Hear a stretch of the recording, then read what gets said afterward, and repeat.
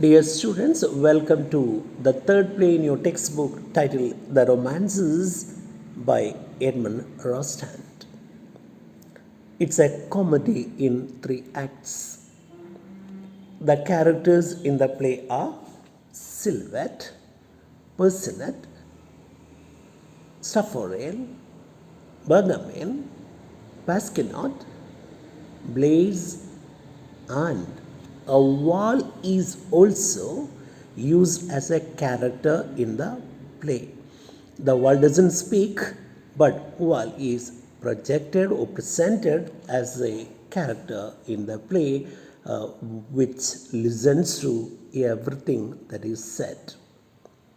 Then you can find some swordsmen, fighters, musicians, blacks, torchbearers, a notary for witnesses, and other numeraries. Supernumeraries are minor characters. The action takes place anyway, provided the costumes are pretty. The place can be anyway, and the characters are seen in pretty costumes. The first act scene. The stage is divided into two by an old wall. So you see a stage which is divided into two parts, covered with vines, creepers, and flowers. At the right of the stage, a corner of Bergamin's. Bergamin is Personette's father. So there are two major characters in the play. They are Silhouette and Personette. Personette's father's name is Bergamin. So on the right side you see Bergamin's private park, and at the left side you find Pasquinot's park. Pasquinot is Silhouette's father. Bergamin is Personette's father, and Pasquinot is Silhouette's father.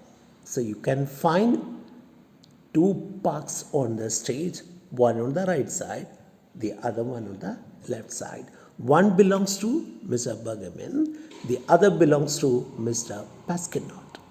On each side of the wall and against it, you can see a bench, rustic bench. Rustic here, ordinary, simple, homely bench. When the curtain rises, Personette is seen seated on the top of the wall. So there is a wall which divides the stage into two, and when the curtain rises, you see Personette seated on the top of the wall. And on his knee, there is a book. So he is reading a book, keeping it on his knee, out of which he is reading to Silhouette. Silhouette is sitting on the other side.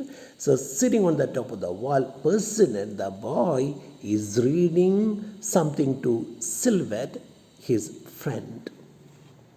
Silhouette is standing attentively listening on the bench, which is on the other side of the wall. So the boy is sitting on the wall. The girl is sitting on the bench, which is on the other side of the wall.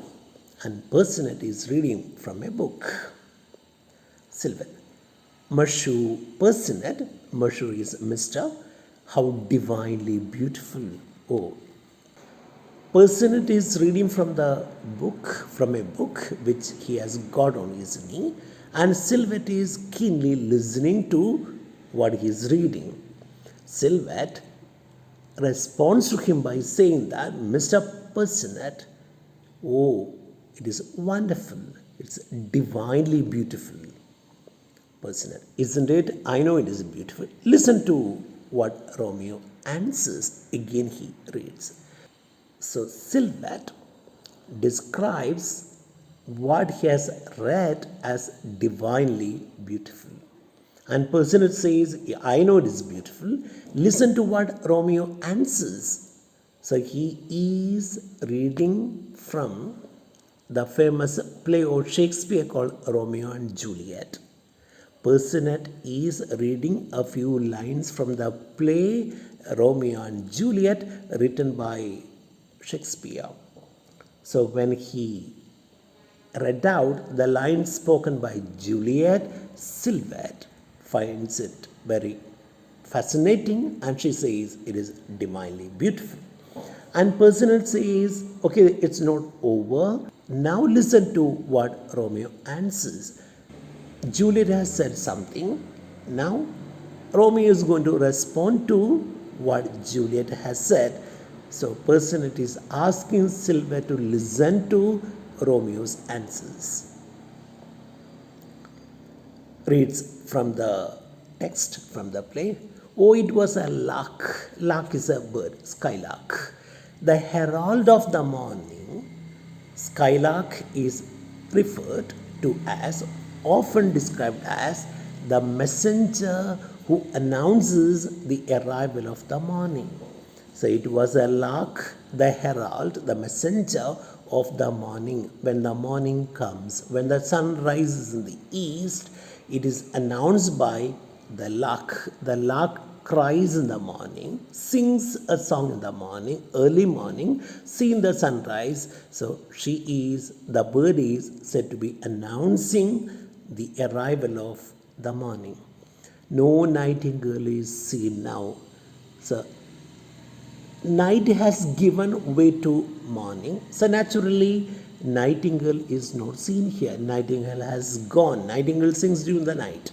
So there is no nightingale now. You can hear the song of the lark. That means the sun is rising. Look, laugh, what envious streaks do lace at silvering clouds in yonder east. Romeo is telling Juliet, look at the sky. The sky seems to be having so many streaks. There are so many lights. There are so many lines of light in the sky which pass through the clouds, shivering, cutting, dividing. The clouds in the sky are divided into so many lines, so many pieces, because the sun, the light, passes through them. What envious! Oh, you feel jealous of those lines when you see the streaks of light passing through the clouds in yonder, beyond, over there in the east. You feel jealous, you feel envious. So that means it's a beautiful sight. What is the sight here? What is a beautiful sight here? The sun rising, the rising of the sun, sending lights through the clouds, cutting the clouds into patches. Night's candles are burnt out. So the night is over. The night's candles are burnt out. Stars are gone out now. Stars come in the sky at night. They are not seen now. And jocund, happy, jolly day stands tiptoe silently without making noise on the misty mountain tops. The jocund day, that day that is happy, stands silently without making noise on the top of a mountain that is covered with misty mountain tops. Oh, I must be gone, Romeo tells Juliet that it is time for him to go away, go home, go back home, because the sun is rising. So what does it tell you? That clearly tells us that Romeo has been talking to Juliet throughout the night, and he says it is time for him to depart because the sun is rising. When the sun rises, others will see them sitting together, talking to each other, so then they'll get into trouble. So he says, let me go, it is time for me to go, the sun is rising. These are the words spoken by Romeo. Now Sylvette interrupts him, Personate, while he is reading, interrupts him as she listens. Shh, keep quiet, stop. Personate listens a moment and then, oh, no one, okay, I don't think anybody is here. And mademoiselle here, miss. Mademoiselle is a French word that means miss. Oh, Miss Personette, you must not take fright. You must not get frightened like a startled bird, shocked bird. Here, the immortal lovers. So, Silhouette senses the presence of someone else. So, she says, shh, don't shout, stop reading. I think somebody is listening or somebody can see us here. So, from this, it is clear to us that even Silhouette and Personette are spending a night together, talking to each other, just like Romeo and Juliet. And just like Romeo, Personette has to leave before the day breaks. Silhouette is also very much worried about their safety. So Silhouette asks him to stop reading. Then Personette says, oh no, I don't think that anyone can see us. And Mademoiselle, miss, you must not take frightened just like a bird that is startled. Here the immortal lovers, immortal, eternal lovers. Just hear the words spoken by the great lovers. Who are the immortal lovers here? Romeo and Juliet, who come in the play of Shakespeare. So these are the immortal lovers, Romeo and Juliet. Hear the reply of Juliet. Juliet, your light is not the daylight. Okay, don't get worried. It is not the light of the daylight. I know it.